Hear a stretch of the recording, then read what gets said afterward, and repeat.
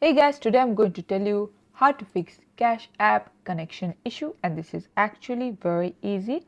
So make sure you watch till the very end. At first you're going to see if the Cash App server is down or not, and if it's up, you can also use the Cash App website.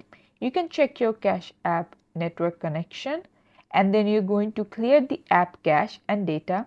You might also need to update or remove and reinstall Cash App. You also need to check if your software is updated of your phone, and then you're going to check for multiple device logins. If it's logged into multiple devices, then that might be an issue. You can change your cache pin. You can also contact your bank if they have somehow stopped the connection from your bank account to Cash App.